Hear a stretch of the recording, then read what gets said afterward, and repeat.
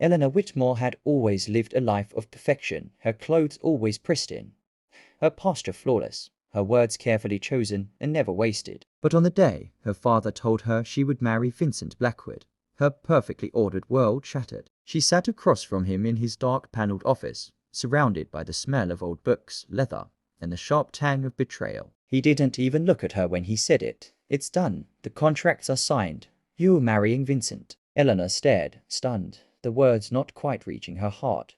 "You can't force me into this," she whispered. "It's not about force. It's about family, legacy, survival." Her father replied, his voice as cold as the marble floors beneath them. Vincent Blackwood was the last man she would ever choose. They had met once, 5 years ago, at a charity gala in New York. He was smug, condescending, and clearly amused by the chaos he caused with his careless words.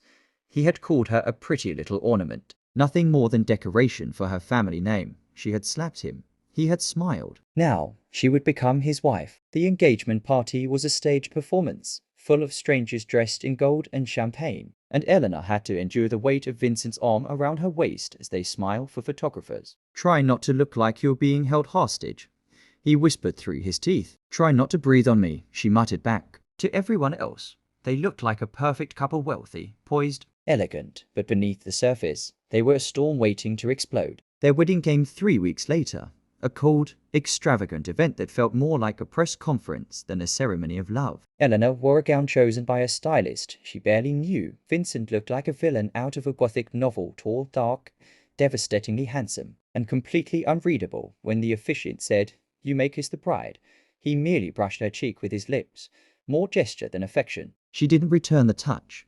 He didn't expect her to. Afterward, they were driven to a remote estate in the French countryside for their honeymoon, a place so beautiful it seemed cursed. Separate rooms, separate lives, silent meals under candlelight.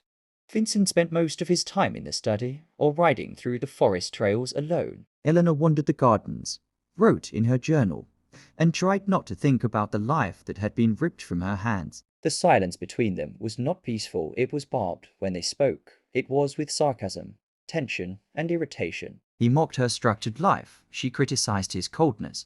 They fought over everything: the food, the staff, the colors of the walls. But under all that fire, there was something else. Something neither of them wanted to admit. One evening, a storm rolled in. The power flickered and died, and Eleanor, startled by the thunder, found herself in the sitting room, wrapped in a blanket, the fireplace crackling softly. Vincent appeared not long after, rain in his hair, a book in his hand.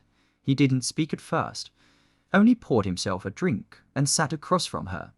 She watched the shadows on his face, the way his jaw clenched when the thunder struck again. "Storms bother you?"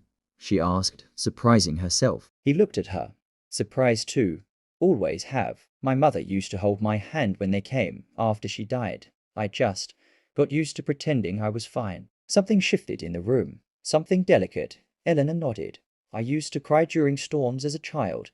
My father told me to grow up." "He sounds like a charmer," Vincent said, and she actually laughed. It was the first real laugh they had shared. From that night on, things changed, not drastically, but noticeably. He began joining her at breakfast, asking how she slept. She started reading the books he left lying around. Their conversations, once sharp and cruel, became curious, sometimes even warm. They discovered they both hated caviar, loved old mystery novels, and found peace in silence. One night, while cooking together in the kitchen, their hands brushed while reaching for the same spoon. She didn't pull away, neither did he. That night, he lingered a little too long by her door, and she wondered if he wanted to stay.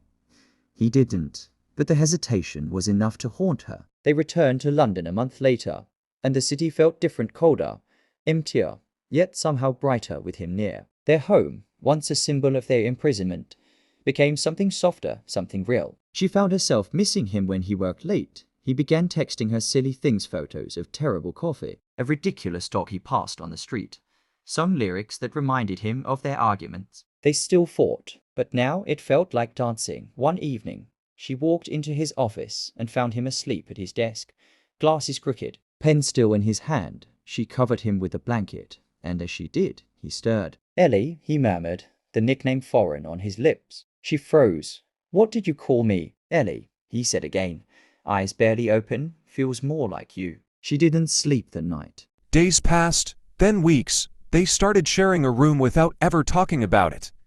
He brushed her hair back when she read. She tied his tie in the mornings. She didn't know when it had happened, but she loved him. Deeply, stupidly, completely. She didn't know if he felt the same. Then came the accident. He had been on his way to a meeting outside the city when a truck ran a red light. She got the call at 10:14 p.m. He was unconscious, bleeding, his car totaled. The hospital lights were too bright, the hallways too long. When she saw him bruised, broken, silent, something in her cracked. She held his hand and whispered all the things she never had the courage to say. "I love you," she said, voice shaking. "I hated you when we met, I really did. But now, I can't breathe without you." He didn't wake, not then, but the next morning, he opened his eyes. His first word was her name. She sobbed like a child. Weeks later, he returned home, slower, quieter, but alive. That night, he pulled her into his arms and kissed her like he had waited forever. "I heard you," he said. "In the hospital. I love you too." From then on, they were no longer strangers tied by duty, but two souls who had found each other through the wreckage. Their marriage, once built on convenience, was now made of fire, forgiveness, and fierce love. Because sometimes, the best kind of love is the one you never saw coming, the kind that rises from ashes, forged by battles, healed by time.